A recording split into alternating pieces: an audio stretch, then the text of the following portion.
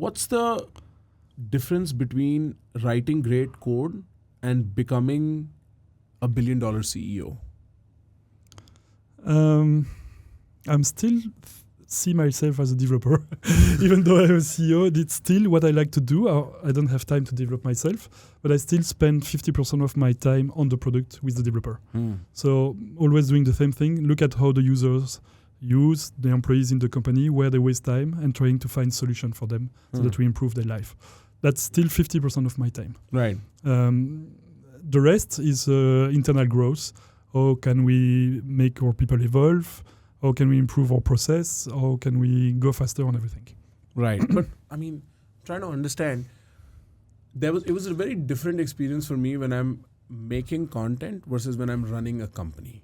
You know what I'm saying? Like, running a company involves a very different set of decisions I have to make. It's a different part of my mind that is active, right? And when I'm making content, it's a very different sort of mindset that I have. Is it true at scale for you?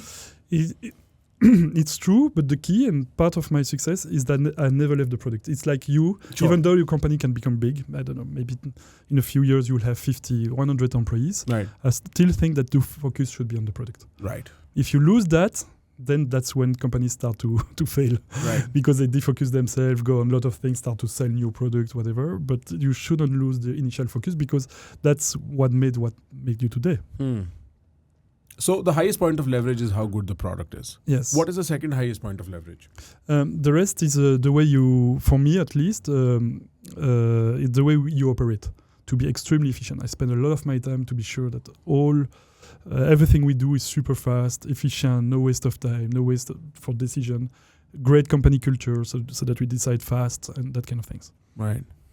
And when you're making decisions, is there, like, how walk me through your process of making decisions. How do you make decisions and how do you suggest people make decisions on your behalf? It's two different things. Right. First, that's key. Right. A part of the Odoo culture is to have a lot of autonomy and responsibilities for the people. Right. So I expect everyone to decide. Everyone can decide whatever they want.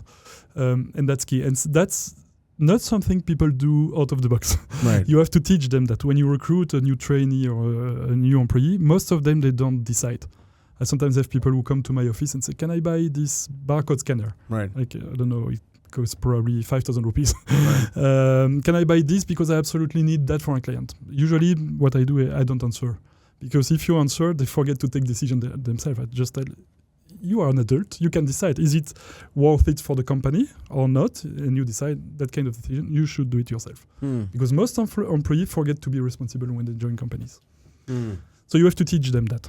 Right. But, and in trying to teach them that, are you okay with the wastage that is created, the mistakes that are made? Yeah, is that how one must think about it? It's critical. You have to, because if you want to prevent mistake, you'll have to put a lot of validation process, control process, review. You won't delegate that much. And then the company will suffer from that. I think the best way you should think about a company is not so much to think about process or thing to put in place, but about the culture. Think about the people first, not the way you want to operate. Right. If you empower your people, if they are aligned with you, and they know exactly where you want to go, how you want to go, so you teach them that. If you give them responsibilities, autonomy, and make them evolve, you have to guide them and teach them. Right. Then decision is not about you, it's about them, and then you can grow super fast because you can take 50 decisions the same day. Very interesting.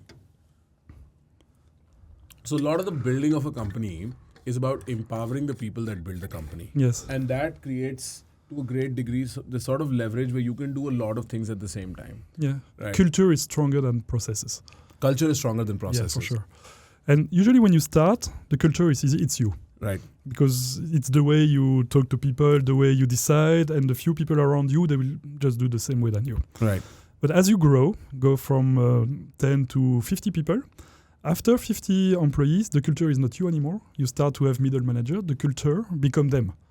So your role as a CEO or director or whatever is not anymore to be the person that decides everything and that set up the culture. Your role is to empower these middle managers, to train them and to make sure they are aligned with you, because now the culture is them. And as you grow, it becomes more and more like that. Right. Okay. I follow. In this regard, do you look at your work, or for that matter, entrepreneurship, as like a game? Or like how is it that you approach business overall? Do you approach it as a game, or do you approach it much more aggressively like a war? What's your approach to this? With competition, I see it as a war, just because it's fun. Yeah. It's my character. It's the way I am. So I completely get what you mean. Sometimes we do billboard. Sorry, SEP. Just that on the billboard. Sorry, SEP. And below we put Odoo and the price, because the price is insane. And I love that. I'm not sure it's efficient, but we did it because it's fun. Just to have fun. Yeah, we want to have fun in business. Otherwise. But the way I approach business is more, I want to do things that have an impact, are useful for the user. It's not so much about competition or about price or about strategy. It's just doing something good. Right. Yeah. And so it's not so much the competition that takes center stage, it's probably the act of doing it. Yes. Right? Like doing something fun. Yeah, especially because I think at Odoo we have no competition. Right. So there are plenty of management software, obviously.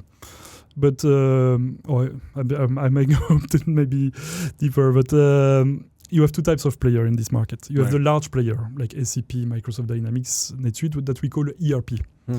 And these software, they do a lot of things, but they are expensive, bloated, complex, and so on. But they do a lot of things. They will do sales, purchase, inventory, accounting, everything, but complex and expensive. On the other hand, you have lots of small players. They only do one thing, like Tally for accounting, MailChimp to send email, Asana for task management. That's that thing. What you don't have is somebody that have both, that have all the features you need, perfectly integrated, but which is super easy, simple and affordable like the small players. Right. And that's what I'm trying to do. Right. So I'm not fighting about any competitor because I'm trying to do something nobody succeeded to do, which is you as a small business, you have a lot of needs. You have marketing, you have HR, you have sales, you have administrative, purchase. You have plenty of things.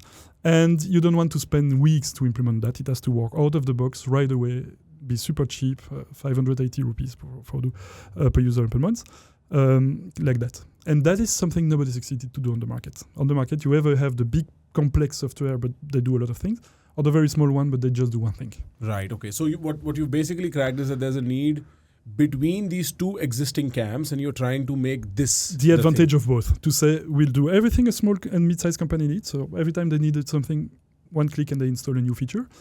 But we'll do it extremely simple, affordable, and that they can start right away.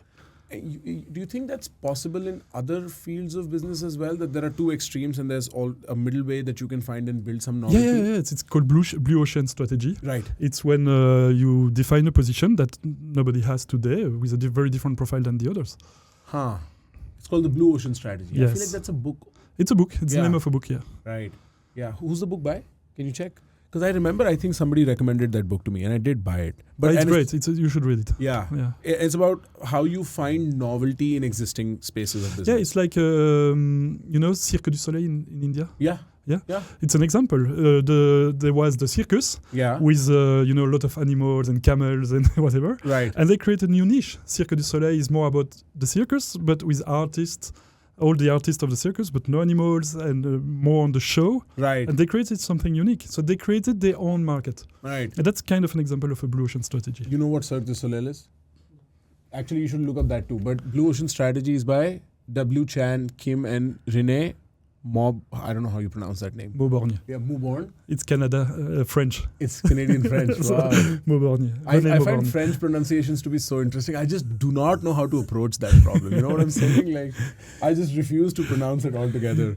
But Cirque du Soleil, actually look that up. And that's a novelty you're talking about in circuses, right? As a circus, as a performance show. Yeah, so they made the circus, which was a traditional way to do a show, and they make it modern. Right. More like a show, less about the animals. Right. And more about visual effects and everything. Way modern. So it's not anymore like a circus, and they exploded because they created their own niche. Yeah, right. I remember, so this is where it's at. They take traditional circuses and make them extremely unique and modern. Yeah, and they do show all around the world that are just amazing. Amazing, yeah. There's great acrobats and great visual effects and so on. Yeah, I remember seeing one of them like maybe 10 years ago, but very interesting concept. So Blue Ocean is how one must think of stuff like this, huh? Yes. Is that what you're saying? Yeah. I see. Doing something that nobody did. Nobody did. Differently. I also feel like part of your story, you were a student servicing your dad's friends to, okay, going to university and building on top of that and building on top of that.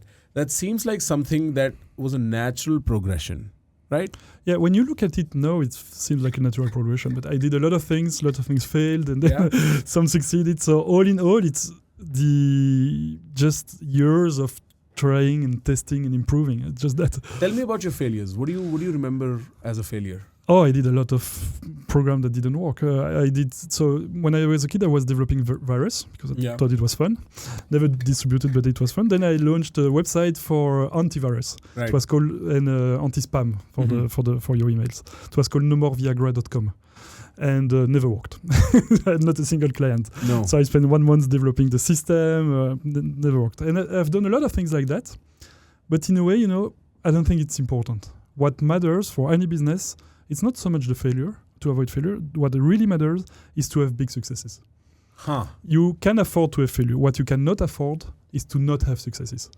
So you have to constantly try things that are new. And as you try to innovate, of course, you will have some failure. Not everything can be right at the first time. Right. In order to have this big success. Because what makes the company today is the big success you have done. The failure, we can just deal with it.